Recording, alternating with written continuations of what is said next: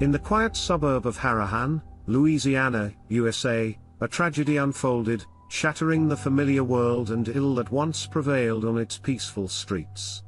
At the center of this story was young Bella Fontenelle, a 6-year-old girl, whose life was unexpectedly cut short in the one place where she should have felt truly safe.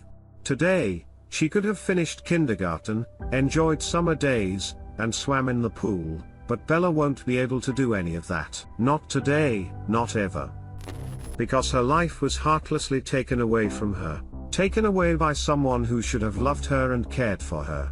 The circumstances surrounding her deaths seemed as terrifying as they were confusing until a video emerged, casting doubt on the closest person to the girl and revealing the truth about what happened on that warm April evening in 2023.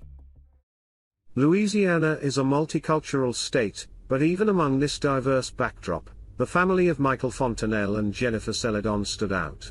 Michael was an American of French descent, while Jennifer had Honduran roots. Together, they brought two beautiful girls, Aria and Bella, but unfortunately, they soon decided to part ways. The separation was not easy, but Michael and Jennifer tried their best to ensure it wouldn't negatively impact their children. They agreed on shared custody of their daughters, and since their homes were just 2 blocks apart, Aria and Bella could comfortably live between both houses. After some time had passed since Michael and Jennifer's separation, Michael began dating another woman, with whom they eventually moved in together. Michael's new love interest was 43 years old, and she went by the name Bannock Lim, although she also referred to herself as Bannock Landon or Hannah Landon. While Hannah lived with Michael, she spent a lot of time with the girls. Although Michael and Hannah were not married, throughout the years she lived with him, she acted as a caring stepmother to the girls. She got along well with the children, especially Bella. They went on walks together, rode bicycles, and swam in the pool. That's how the family lived until April 2023. On April 25th, Michael had an extremely long and challenging day at work. He returned home late and was so exhausted that he went straight to the bedroom and fell asleep as soon as his head touched the pillow. He didn't bother going into the girls' rooms, assuming they were already asleep. Hannah was not in the bedroom, but that didn't bother him since she often slept on the couch to avoid disturbing his rest. The next morning, when 7-year-old Aria Fontenelle woke up, she was thrilled that the Tooth Fairy had visited her during the night. The little girl couldn't wait to share her excitement with her younger sister. However, when she and her father entered Bella's room, her bed was empty. Michael thought Bella was playing hide and seek. He and Aria searched the house inside and out, but there was no sign of Bella or Hannah. Michael couldn't fathom where his girlfriend and 6-year-old daughter could have gone, leaving Aria behind. Harahan was known as a very safe place, with a population of less than 9,000 people where everyone knew each other. The idea of a crime happening there didn't even cross his mind. Nevertheless, at 7:30 in the morning, the worried father was already walking into the local police station to report the disappearance of his daughter and girlfriend.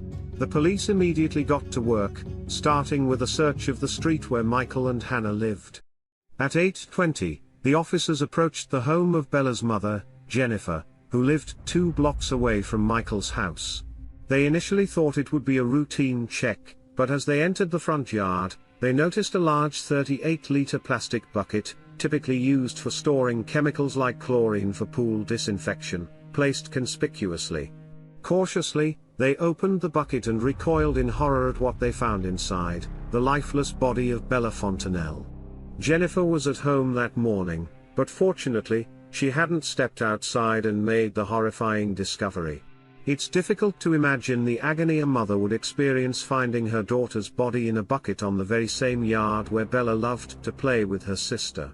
The police immediately launched a murder investigation. But where was Hannah, and what had happened to her? Was she the next victim on the list of this deranged killer? Now, the police had to not only investigate Bella's murder, but also the possible abduction of Hannah. The situation was becoming increasingly distressing and complicated. While the officers were investigating these 2 cases, they received footage from surveillance cameras on Jennifer and Michael's street. Many neighbors provided access to their cameras for the police. One of the recordings was particularly chilling. At 9:33, the video showed a woman in a red blouse, black pants, and white shoes calmly walking towards Jennifer's house. She was pushing a cart with a white plastic bucket on it, identical to the one in which Bella was found. Despite carrying a suspicious cargo, she appeared calm and didn't even get flustered or attempt to move away when a car passed by her. In the meantime, the police managed to locate Hannah. She was found in a hospital as a patient, awaiting a medical evaluation regarding her mental health. Interestingly, it was the police themselves who had taken her to the hospital. Hannah appeared disoriented and lost when she showed up at the police station late at night on Wednesday, nearly after midnight. She seemed to be in distress, stating that she had family problems and needed to hug her mother and grandmother. However, she refused to elaborate on the nature of these family issues. The officers interacted with her for about 2 hours before calling for an ambulance. They then transported her to the East Jefferson General Hospital for a psychiatric evaluation. It remains unclear why the police spent so much time trying to locate someone they eventually took to the hospital themselves. Possibly, different police units did not connect the cases, or there might have been confusion due to Hannah using different names. Nevertheless, she was immediately detained and brought back to the police station for questioning because she was the woman seen in the video transporting the plastic bucket to Jennifer's house. Hannah was still wearing the same outfit as in the video, a pink blouse, black pants, and white shoes, which matched the clothing of the woman on the footage.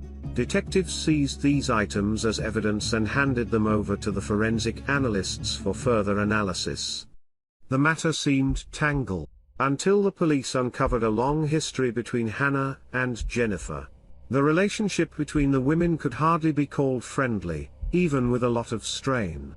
Things escalated to the point where police intervention was necessary. On August 8, 2021, at the Riverside Country Club, Aria and Bella were competing in a swimming competition. Jennifer and her sister Evelyn came to support the girls.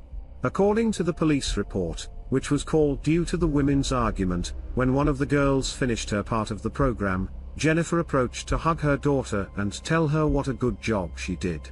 A normal thing to do. However, this didn't sit well with Hannah, who caused a commotion by stating that it was a day for the girls to spend with Michael. In her opinion, if it was Michael's week, all family members from the mother's side should ignore Aria and Bella, not even come close to them. As absurd as it may sound, Hannah firmly believed in this. Evelyn complained about Hannah's behavior to Michael, who, of course, agreed that a mother should be allowed to congratulate her child after a successful performance in a competition. Yet, Hannah didn't back down. She took out her phone and started recording. There was no sense or necessity in capturing the ridiculous argument unfolding before the children. Evelyn raised her hand and asked Hannah to stop. She didn't attempt to grab the phone, she probably just wanted to shield herself from the camera. However, this action triggered Hannah. She slapped Evelyn's hand, and in response, Evelyn asked her not to do that again. This made Hannah grab Evelyn's hair. The two women engaged in a physical struggle, pulling each other's hair until bystanders intervened to separate them.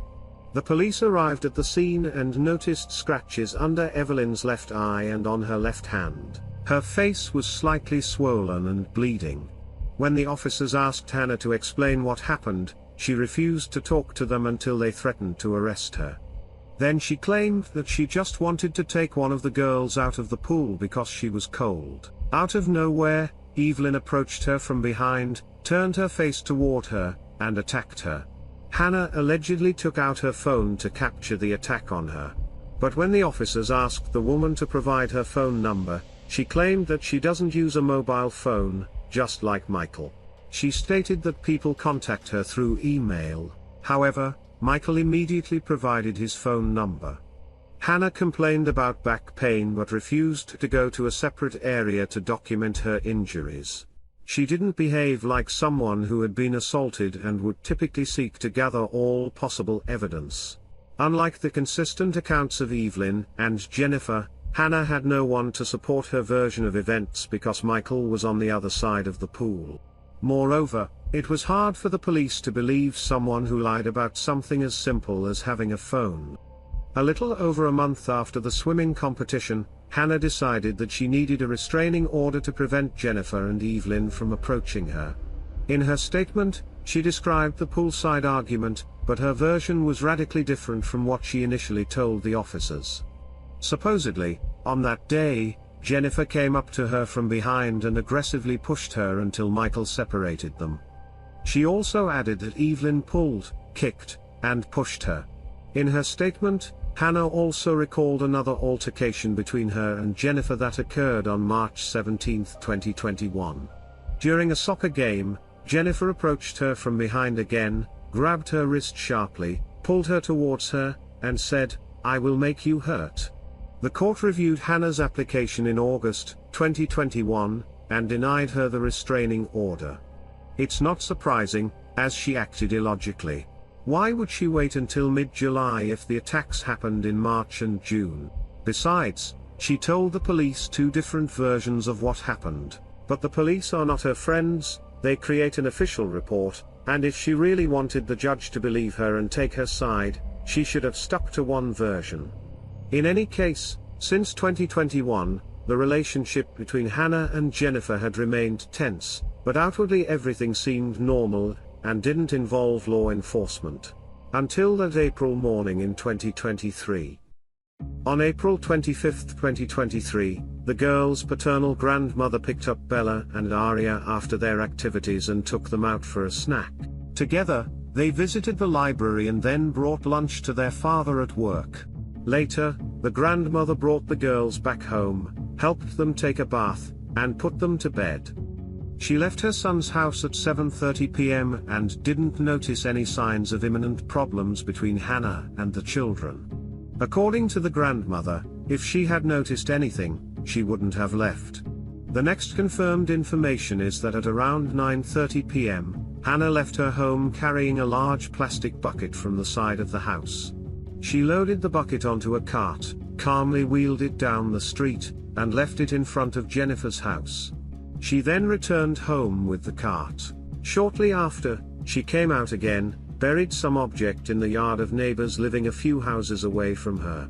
Detectives later found out that it was Hannah's phone wrapped in a plastic bag. The phone had been buried, so the investigators couldn't trace its ping while looking for Hannah. However, after digging up the phone, they found out that just before burying the device, Hannah had been searching for a criminal defense attorney online. After that, she went to the police station, from where they took her to the hospital. By the time Michael Fontenelle returned home around 9:45 p.m., Bella's body was already in Jennifer's yard. He blamed himself severely for not checking his daughter's room when he returned home from work, even though he wouldn't have been able to help her at that point. Michael and Jennifer's neighbors were in shock from the incident. They remembered Bella, who often rode bikes with her sister on the street. They recalled her as a shy but friendly, well-mannered girl and couldn't believe that someone could put her body in a bucket. The fact that it was a 38-liter bucket fueled rumors of dismemberment, but the coroner refuted these rumors. He spoke at a press conference and stated that Bella's cause of death was manual strangulation, along with multiple blunt force injuries to the head. After her death, her lifeless body was placed in the bucket. Blood smears of Hannah were found on the bucket. She had a wound on her left hand. Blood was also discovered on the kitchen table, and in the backyard of Michael's house. Investigators are still examining the evidence related to the case. On June 29, 2023, a preliminary hearing took place, during which Hannah was charged with first-degree murder and obstruction of justice. Under Louisiana law, if found guilty, she could face the death penalty. At the moment, she is being held in custody without the possibility of bail. The motive in this case has not been revealed yet, but based on the history of Hannah's relationship with Jennifer, one can speculate that it might have been driven by revenge. Hannah placed the bucket in front of Jennifer's house, presumably hoping that Bella's mother would be the one to discover the body. It's unimaginable what emotions Jennifer must have experienced, thinking her children were safe and asleep while tragedy unfolded. As far as is known, there were no clear signs that Hannah was on the verge of a breakdown. Although the girls occasionally referred to Hannah as mean and expressed dissatisfaction with staying at their father's house, there is no evidence that she had ever harmed or threatened them. Michael always believed that Hannah loved the girls, especially Bella, but her hatred for Jennifer proved stronger than her love for Bella. And ultimately, Bella paid the price for something she had no connection to. According to the police, neither Michael nor Jennifer had any involvement in the crime, although it's likely that Hannah's lawyers will try to somehow implicate Michael in the incident. This is evident from the fact that during the preliminary hearing, Hannah's attorney presented a police report from 2019, in which Jennifer claimed that Michael had threatened her. Jennifer also accused the girl's father of holding a gun to her head when she was pregnant. It remains unclear how this information will help Hannah's defense. Perhaps she will attempt to argue that she committed the crime at Michael's instigation, or his cruelty pushed her into a nervous breakdown. But at this point, these are only speculations. On the Thursday following Bella's murder, a service was held, attended by over 600 people. On that day, the children were supposed to have outdoor competitions, but the activities were cancelled. Instead of allowing the kids to have fun and play outside, the parents had to explain to them what had happened and why Bella wouldn't be able to study with them anymore. Michael and Jennifer also attended the service and found the strength to talk to the children who had been in the same kindergarten as Bella, encouraging them despite the nightmare they were going through. Since all this happened at the end of April, it's likely that Bella's kindergarten had prepared and already distributed photographs of the future graduates to the parents, including Michael and Jennifer. It's difficult to imagine the agony of the girls' family as they looked at the pictures of Bella's graduation, knowing that she would never finish kindergarten, and would always be just 6 years old. Jennifer's sister, Bianca, wrote very touching words about her niece: "The world is so unfair. You were gifted to us for 6 amazing years. You were simply perfect. Your wonderful voice, cheerful nature, how you danced, how delicate and vulnerable you were, your smile, your laughter, the way you expressed yourself. I could talk endlessly about how amazing this little soul was."